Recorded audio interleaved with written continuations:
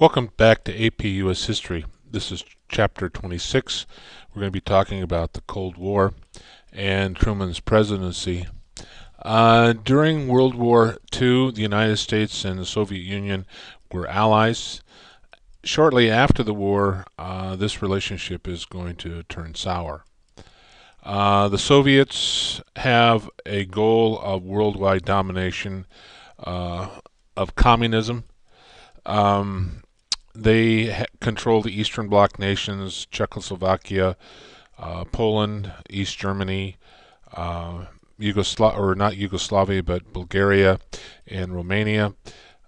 These act as a buffer to the West, and they certainly believe that their ideology, their way of doing things, was the best. The West, on the other hand, the United States and her Western allies, believe that democracy is the way to go, that communism doesn't really work. And after the Soviet Union coming into a communist country in 1917, is eventually, after 70 years, going to give up on this economic system because it really didn't work. In fact, there's only a couple of places in the world that I would consider communist countries: North Korea and Cuba. China, although a totalitarian government, and so is Russia, they have moved away from communism and moved more to capitalism.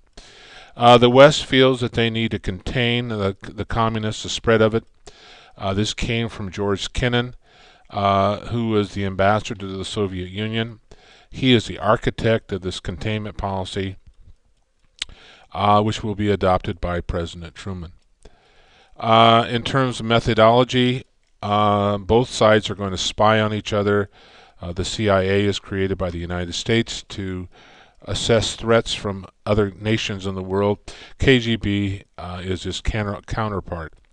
There's going to be an arms race, and nuclear weapons will escalate.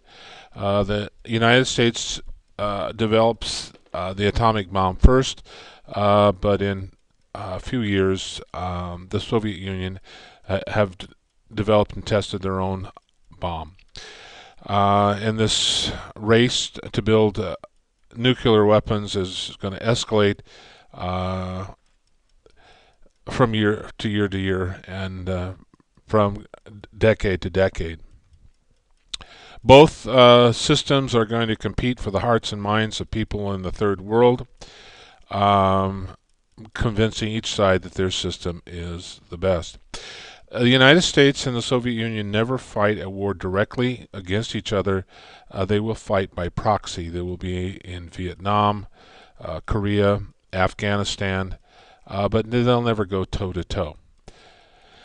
Bipolarization of Europe, not only the United States and the Soviet Union, but NATO, which is a North Atlantic Treaty Organization, will be formed, an alliance with the United States against Soviet Union and the Warsaw Pact, which is East Germany, Czechoslovakia, Poland, Romania, Hungary, Bulgaria, and they will be aligned against the West. Now, the roots of the Cold War from the viewpoint of the United States. Stalin seemed to be intent on creating a sphere of influence in Eastern Europe, which he spelled out at the Yalta and the Potsdam Conference. At the Yalta Conference, the Soviets pledged to allow democratic elections, but they essentially broke their promises in those countries. USSR refused to release East Germany, and it will be occupied for a number of years. It isn't going to be until the 1990s that they are going to break free from the Soviet Union. The U.S. wanted to spread democracy throughout the world, and the Soviets wanted to spread communism. The USSR support movements resist to communism or democracy. Churchill is going to talk about an iron curtain that comes down between the East and the West, and this is going to be a long struggle between each side, and this hostility will increase. From the Soviets' viewpoint, communism is really the only legitimate government and represents the workers of the world. They feel that they have been squeezed out of the new atomic bomb era because the United States and the U.S. will share secrets about the atomic bomb, but not with Russia. This shows the Iron Curtain. If you can see this line running down from the Baltic Sea all the way down to the Black Sea. If you notice, there is a line that runs through here, and this is the Iron Curtain. They're going to put barbed wire and barricades to keep people from not getting in, but getting out. So this is this Iron Curtain that Churchill is going to talk about in 1946. U.S. terminated from the Soviets' viewpoint. They had been getting aid from the United States. In 1946, U.S. Denied $6 billion plea, yet the British get almost $4 billion. The United States is going to see that giving aid to the Soviets is really aiding a government that wants to overthrow us. The Soviets believe that they need a buffer zone to protect them from the West. They're still a bit paranoid from World War II. The Soviets believe that the West is conspiring against them and wants to destroy them. Of course, we have the same attitude as Americans in the West, that they're conspiring to overthrow us. Soviets proclaim that they are fighting against Western imperialism, and they can point to the fact that there are still imperialistic powers throughout the world at this time. Now, in terms of world affairs, the Bretton Woods Conference 1944, it was an important conference because it set up an international monetary fund. The dollar would be the medium of exchange, and it was to help the Western allies to recover and stabilize the world's currency. The Soviets were denied participation or declined participation in this particular meeting. A United Nations is formed. This was laid at the foundation was laid at Yalta. Even further than that, the North Atlantic Agreement between Churchill and FDR laid the earlier foundations. The Yalta certainly had the big three, and that was FDR, Churchill, and Stalin. The first meeting of the UN is going to be in 1945. This is April. They create the General Assembly, comprised of all nations. Here shows the Bretton Woods Conference that was stabilized the West as far as its economies are concerned. The United Nations was created similar to that of the League of Nations, trying to provide worldwide protection against aggression. Never really lives up to that expectation. As did the League of Nations, it was a failure. The General Assembly really is just more or less a lip service for various countries. They make recommendations, but they have no real power. The real power is the Security Council. It has 5 permanent members and others that rotate in and out. The 5 permanent members have the veto. If they veto something, it can't go into effect. 7 other nations were selected every 2 years. The whole purpose of the Security Council was to settle disputes among nations. The organization really had limited enforcement powers simply because of the veto and the fact that the UN troops were not that well equipped. Certainly it becomes a forum, the whole UN, for criticism of the U.S. and Israel. These are the particularly offensive to certain third world countries, particularly Islamic countries against Israel.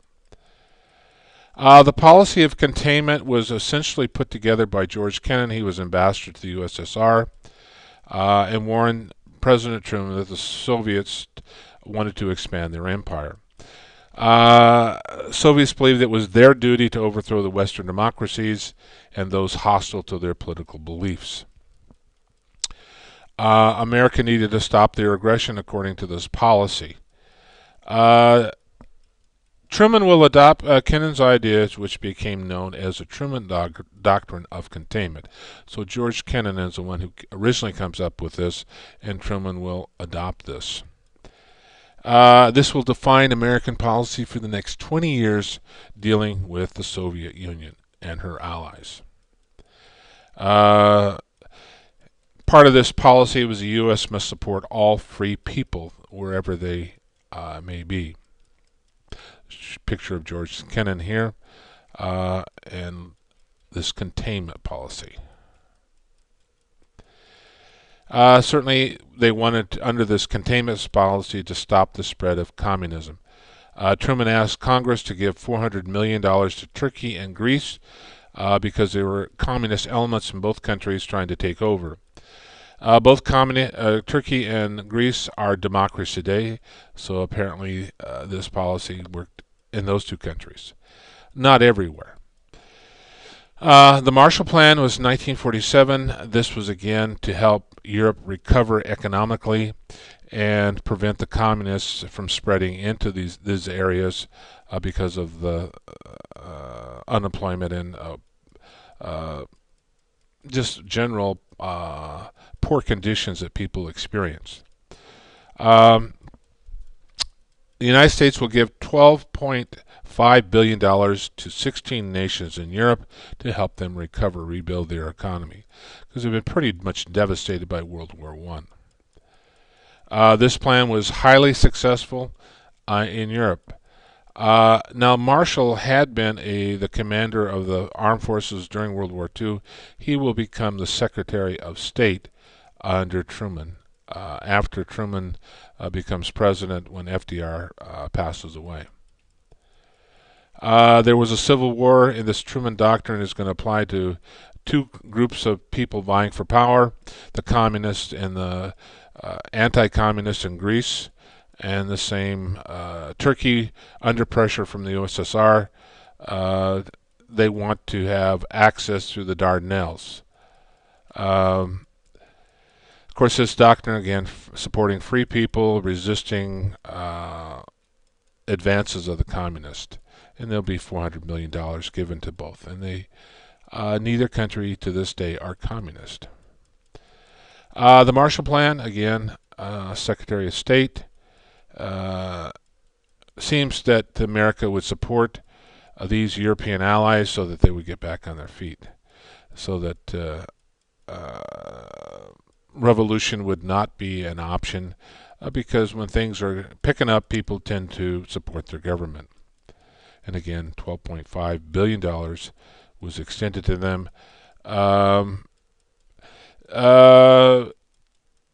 Aid was extended to East European nations and Soviet Union, but this was rejected. They said, no thanks, our system works just fine. CIA is created to gather information about hostile nations and report that back to the President and Congress. The National Security Council was created to advise the President on foreign affairs, imminent threats to the United States. And we'll stop right there.